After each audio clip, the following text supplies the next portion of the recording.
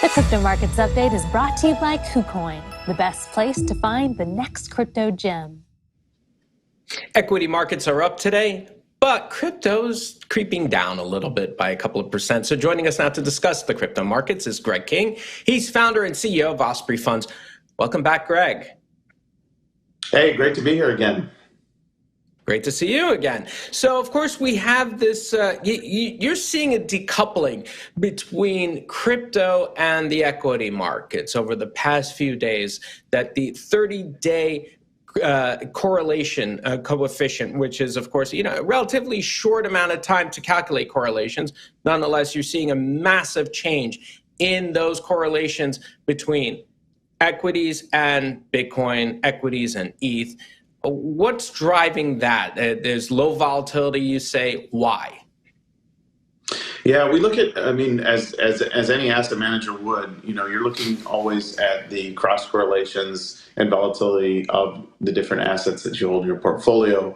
And with crypto, if those of your viewers who've been involved for a long time, you remember when, one of the big selling points about putting Bitcoin into your portfolio was that the correlation with the broader equity markets was effectively zero for quite a while. And then sadly, in a lot of ways, correlations crept up this year, especially as almost all markets have really sold off. So it is a short-term volatility and correlation metric that we've been looking at, but we think it's significant. At this point in the last couple months, you've seen a drop from almost like a 0.9 correlation between, say, Bitcoin and the equity markets, dropping down to 0.5, and ETH has dropped even more, down to 0.3 or so. And so that's a positive sign, we think. The other flip side of that is volatility. You have Bitcoin, moving around at half the speed of the equity markets, right? So, people think of Bitcoin, I don't think it's caught up in people's mentality, but people think of Bitcoin as more volatile, crypto is more volatile, but we're moving around about half the speed of the equity market lately, which we think is very significant. Yeah, I have to ask you about that because, as you mentioned, the volatility in Bitcoin particularly, but in other crypto, and some of the major cryptos, has been pretty muted relative to the equity markets. And people for a while have viewed crypto in general as, and rightfully so, as a risk-on versus a risk-off asset class. In other words, even though you said that they weren't correlated back in the day, it's still this view that, well, if you're taking a bet on crypto, you're taking a bet ultimately on the future of the technology behind it. Therefore, it's a massive risk. It's a gamble.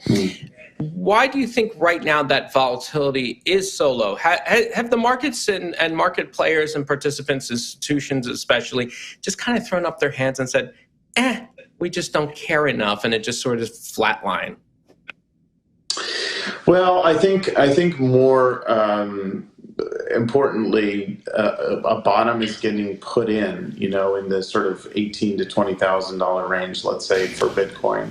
As to why that's the bottom, I'm not entirely sure. It corresponds, 20,000 roughly corresponds to the previous all-time high from a few years back, and psychologically that tends to be a pretty important level.